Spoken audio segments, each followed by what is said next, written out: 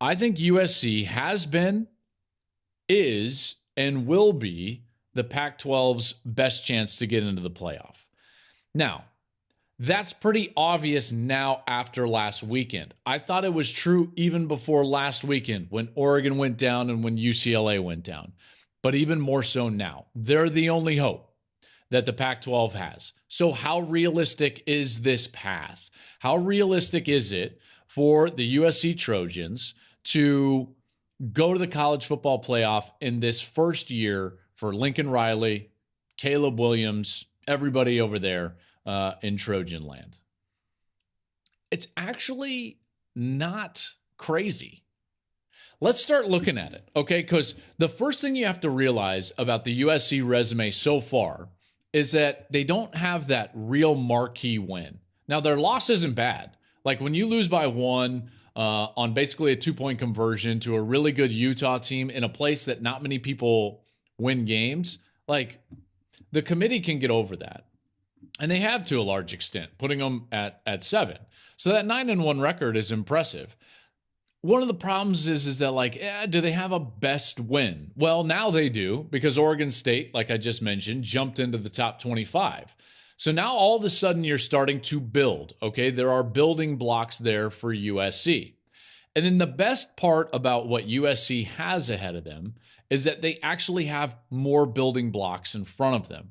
Whereas most of the teams that are sitting up there higher than them in the rankings, those 6 teams, they're either going to play each other out or don't have anything left to build with. So I'm thinking of a team like, for example, Tennessee.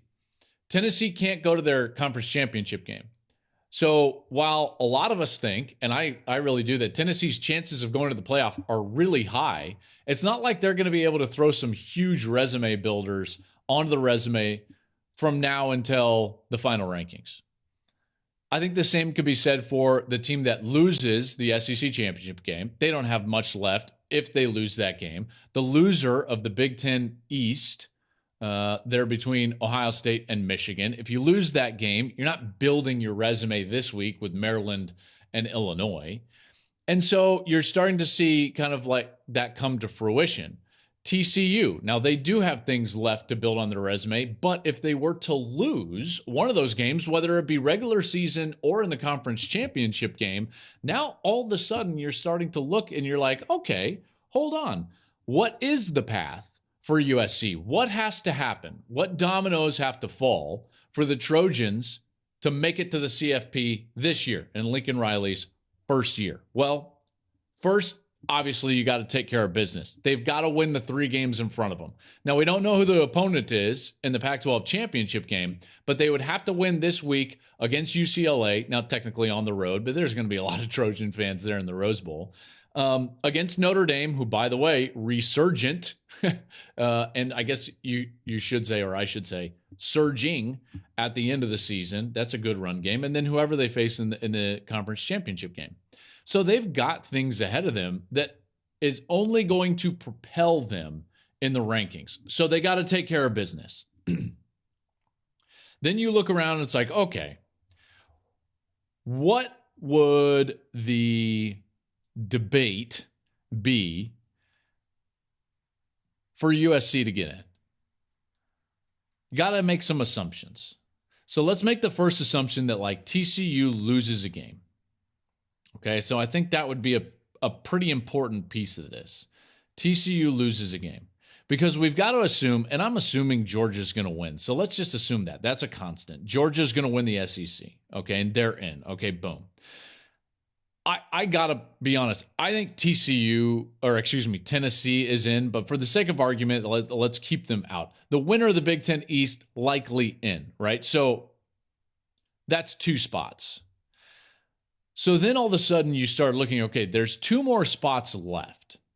If USC wants one of those 2 spots, they're going to have to win a committee debate against a TCU team that would have a loss. I think for USC, they would really hope that that happened actually in the conference championship game and not like, let's say, this week against Baylor.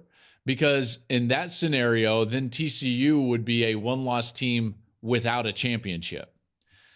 The Big Ten East loser of Ohio State, Michigan would be a one-loss team, non-champion. Tennessee is a one-loss team, non-champion. And then let's assume that Clemson wins the ACC as a one-loss team. So then, you following me here? So now the scenario is Georgia and the Big Ten East winner next week are in. Boom. 2 more spots left.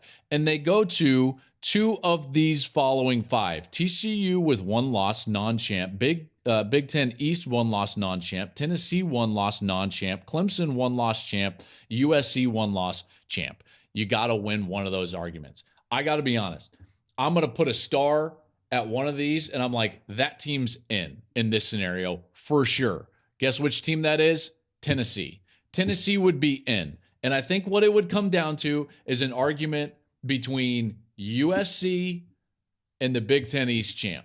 Now, Clemson fans might be thinking to themselves, like, what are you talking about? We're the only other champ. Yeah, but here's the problem. In this scenario that I just laid out, USC has beaten Notre Dame. That would carry the day over Clemson.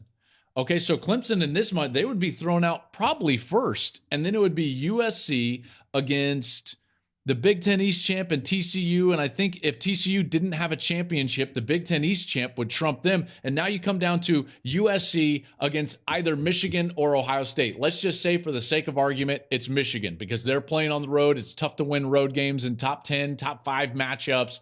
So then it comes down to USC, Michigan for 1 spot. Who gets it? Who gets it? That non-conference schedule is not going to be helping Michigan at that point. The fact that they don't have a championship in this scenario would not be helping Michigan. So that's the path. And I think it's plausible, by the way.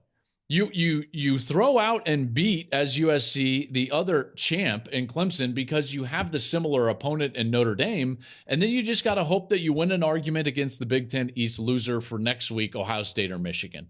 And I think in that case, you would hope, if it's USC, that it's Michigan that loses that game.